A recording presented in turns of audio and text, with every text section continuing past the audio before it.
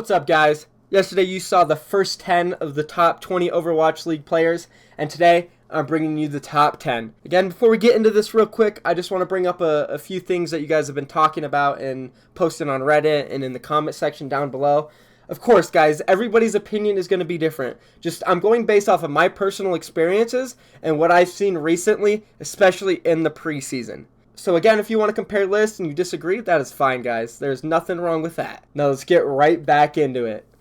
Coming in at number 10, we have BabyB from the San Francisco Shock. Now, before you guys start drilling me and hassling me saying, oh, you're being biased, Michael, you're just picking BabyB because he's your ex-teammate, he's your friend, blah, blah, blah. No, guys. When I say this, I truly believe BabyB is a top 10 player in the Overwatch League, without a doubt. We all seen the preseason where he dominated on multiple heroes. Genji, Pharah, Tracer, McCree, Soldier, Widowmaker. His Widowmaker was insane, guys. Probably one of the best Widowmaker performances out of all the Widowmaker players. Up there with like Pine and Fleeta. He played absolutely insane. And not only can he just flex to all these heroes, he can also do the in-game leading. He can shot call. He can make plans on the fly.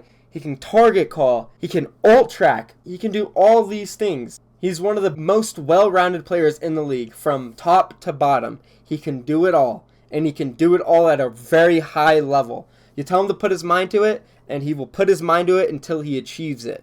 His experience is there.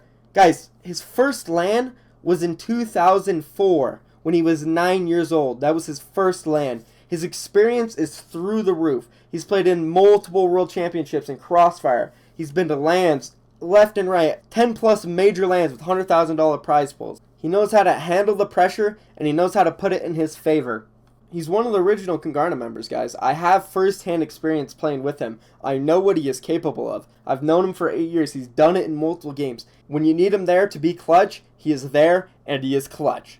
I think come near the end of the season, BabyB will be an MVP candidate, and he will take San Francisco to heights many of us won't expect them to be at. Coming in at number 9, we have Miro. Miro was one of the first players to ever showcase what you can actually do on Winston. Winston was not nearly as close to as much of a popular pick it is now. It was a lot of Reinhardt. A lot of people underestimated Winston and the abilities, but Miro was always on Winston, and he was always making plays. He pushed the hero to its limits, and for many people, Miro is one of the first players they ever looked up to. The first time they saw him was in the 2016 World Cup, where he played for Korea, and they took home gold easily. This is where he showcased his skills, and he was able to pull off some insanely clutch plays on Monkey.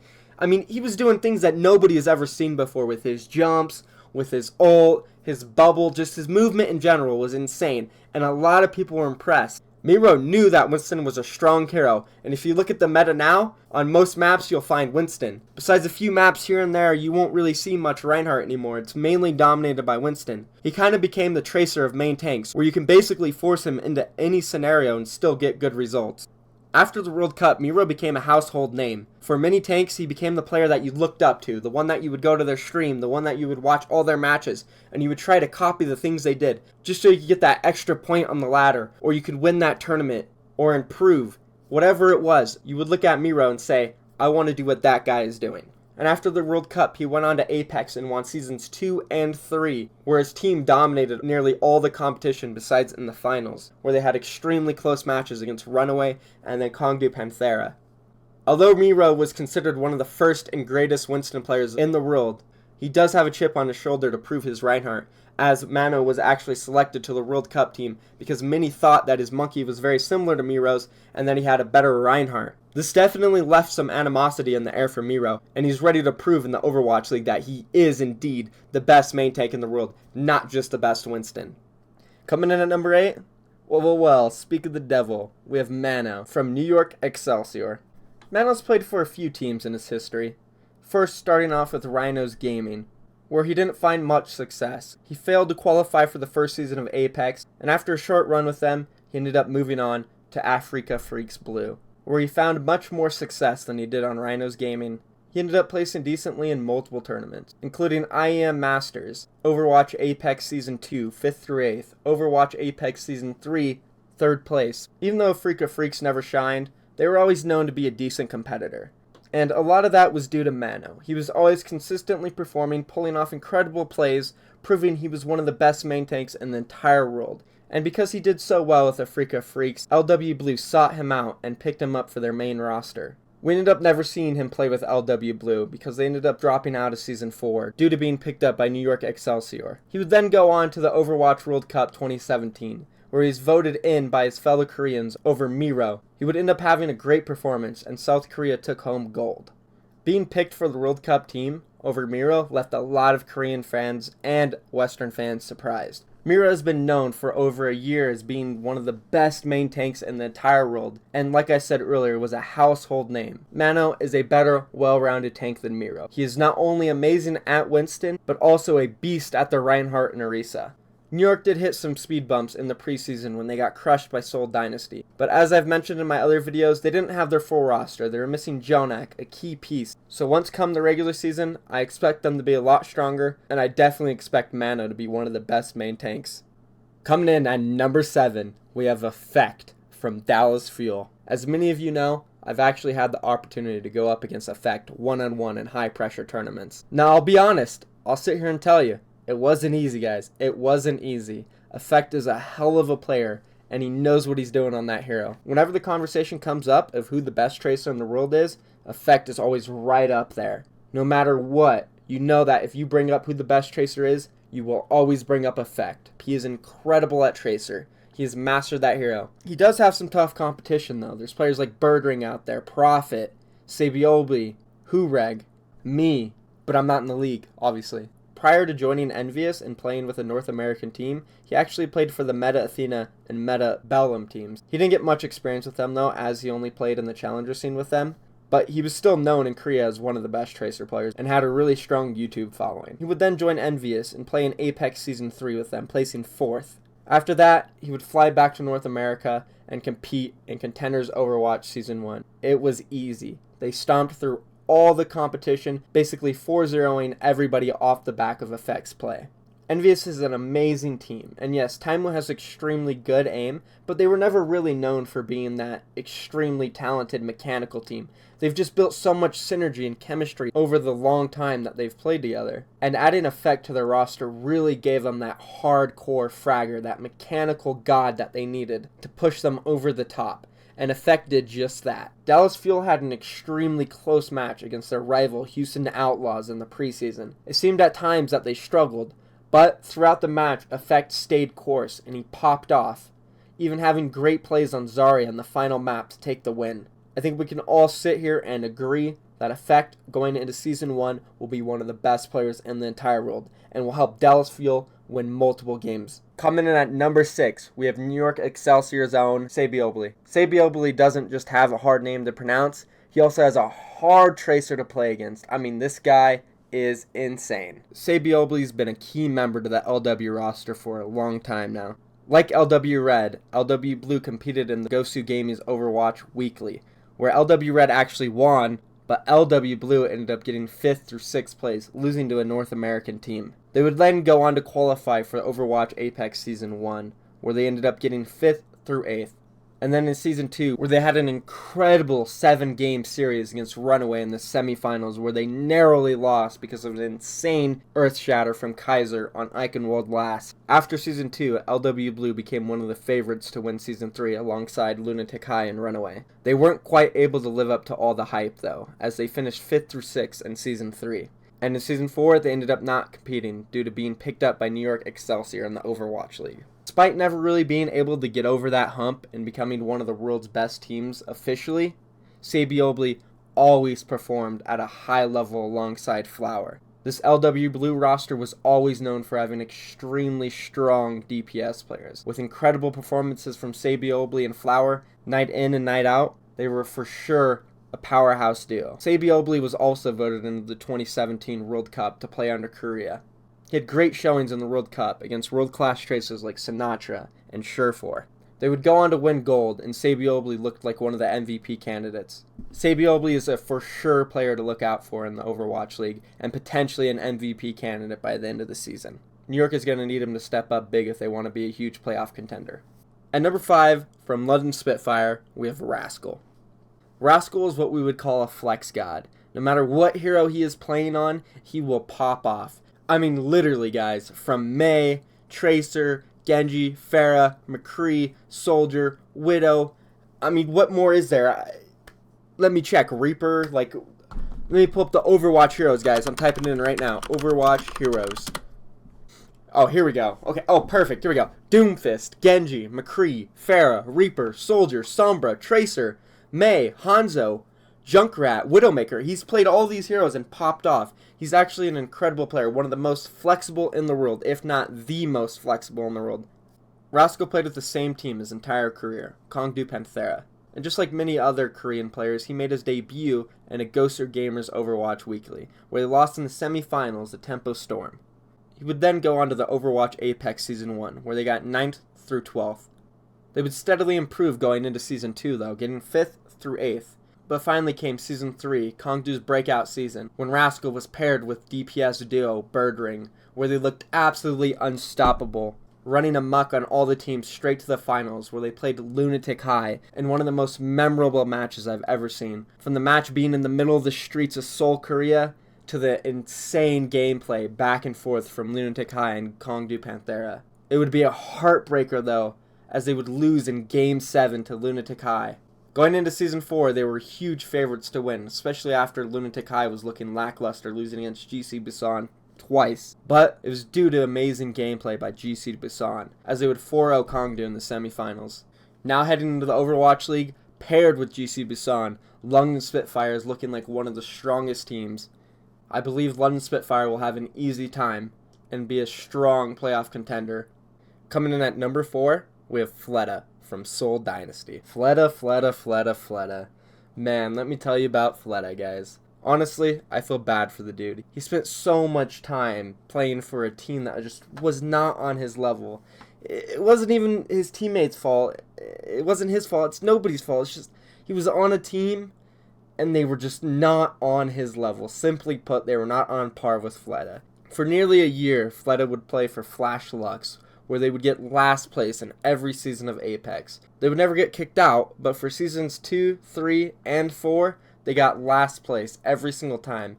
In every single match, Fleeta would give it his all. You could see flashes of greatness from him. The only teamfights really that they ever won was Fleeta popping off. And I mean, it's no joke either, guys. You can go look up their games from Apex seasons 4, 3, and 2. They would lose every game, but when they would win team fights, it was because Fleeta killed nearly half their team, or even their whole team. He finally got a taste of victory, though, when he joined Lunatic High and played in the Seoul Cup OGN Super match against Kongdu, where they won 3-1. There's not much to say about Fleeta. All you have to do is go and check his VODs. The guy's absolutely insane.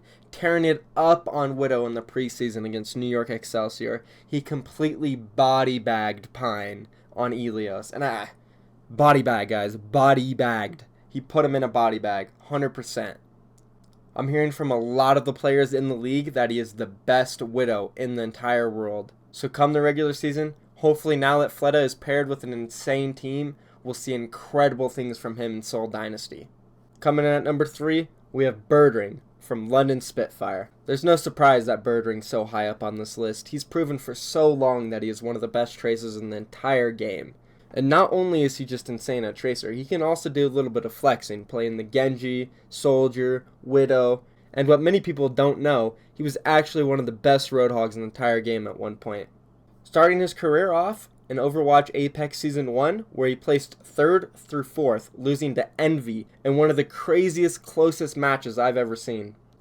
I remember watching this match. I was so hyped back in the day for Apex Season 1. I was really excited to see how the Koreans would stack up against the Western teams. And this match in the semifinals with Kongdu Uncia versus Envious delivered, with Birdring popping off the entire time. It was such an intense match. This is where he had some insane Roadhog plays. Let me put this in perspective for you guys. In this match, Birdring went 57 and 28 on the Roadhog, while Taimu went 21 and 20. Looking at the team stats, Birdring was 61 and 30. Plus 31 on the KD factor. The only guy closest to him was Harry Hook on the Soldier 76 when he went 38 and 36. Going into Season 2 of Apex, they didn't perform as well as they did in Season 2. They would only finish 5th through 8th. And as I mentioned earlier, as he went into Season 3, he switched over to Kongdu Panthera, where he teamed up with duo DPS Rascal. They would take the scene by storm, and again, they faced Lunatic High in the finals where they lost in one of the greatest matches of all time. Birdring could very easily be the best tracer in the entire world. With insane movement, incredible bombs, and impeccable aim, he is definitely not to be messed with. And going into the Overwatch League, the London Spitfire will be a wrecking crew. Coming in at number 2, we have Ryu Jae Hong from Seoul Dynasty. Ryu Jae Hong is considered by many one of the greatest players to ever play this game, and coming from a support role, that means something. He's known for his insane Ana plays, especially his sleep darts on Dragon Blading Genjis and Blinking Tracers to win games. And not just any games, finals. We're talking Apex Season 2 final, Apex Season 3 finals. Ryu Jae Hong is not to be messed with. There's no one scarier in the support position to play against than Ryu Jae Hong. He is absolutely insane. He started his career off with Lunatic High in the APAC Premier 2016, where they placed second. Then, going on to the Overwatch World Cup 2016, where a lot of people first heard of him, he ended up getting first with Korea. And then his first Apex tournament, where Lunatic High was still a new team, they placed 5th through 8th. Then going to IEM Masters, they placed 2nd, only losing to LW Blue. And then this is where Lunatic High really started to shine, in Season 2, where they won 1st place in an insane set against Runaway. And then moving on to Season 3, where they won their 2nd title back-to-back, and another stellar Game 7 final against Kongdu Panthera. After this, he would go on to compete in the Overwatch World Cup 2017, where it was much closer than the 2016 one, but they were still able to take home gold. Ryu Jae Hong is also 26, one of the oldest players in the entire league. Many people say once you get into your mid-20s, your mechanics are supposed to deteriorate, but it seems like Ryu Jae Hong's keep getting better. Who knows how much longer he can last. It really does mean something being so high on this list, and many would say he would even be number 1, but I got one more player who I believe is better than Ryu Jae Hong. Coming in at number 1, we have Prophet from London Spitfire. Some of you may be a little shocked, some of you may agree with me, but Prophet, hands down, is my number 1 choice for the best player going into the Overwatch League. Now let me tell you why. Prophet comes from GC Busan, who came out of nowhere from the challenger scene in Apex Season 3. They ended up qualifying for Apex Season 4 fairly easy, and in Season 4, they left their mark. They had one of the most legendary runs in Apex history, taking out Lunatic High 3-0 twice, then taking out Kongdu Panthera 4-0 in the semis, and then in the finals, they had an epic 7-game series against Runaway, where they edged out the win.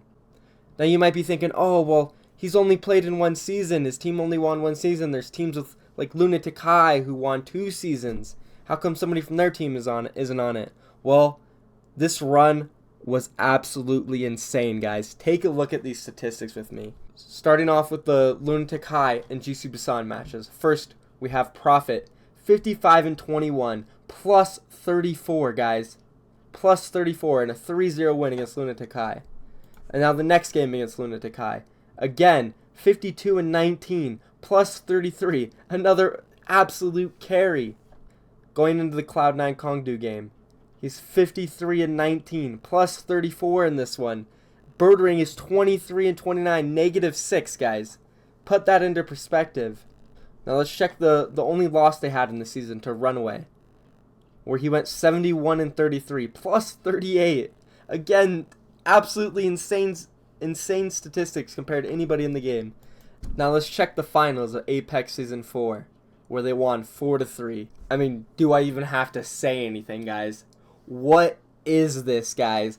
134 and 55 plus 79. Plus 79. This might be the greatest finals performance in the history of all of Overwatch. This is absurd, guys. And everybody thinks he's really good at Tracer. That's it. Well, guys, he busted out the Genji for the first time ever in this series. He went 60-30 compared to Haxel 77-76. Guys, I don't know what more I can say about this guy. He is an absolute animal. I don't care if he had a shaky preseason. I don't care. I have faith that this kid will come back and be the strongest player in the league. I'm talking MVP. I'm talking championships. I'm talking Prophet, one of the greatest players of all time. Feel free to disagree with me, guys, but those are my top 20 players in the Overwatch League. And before I close this out, I just want to say thank you for all the support, all the new subscriptions, all the nice comments, all the feedback, everything, boys. I really appreciate it. I'm going to keep making videos, so drop a like, drop a subscription. I'm out.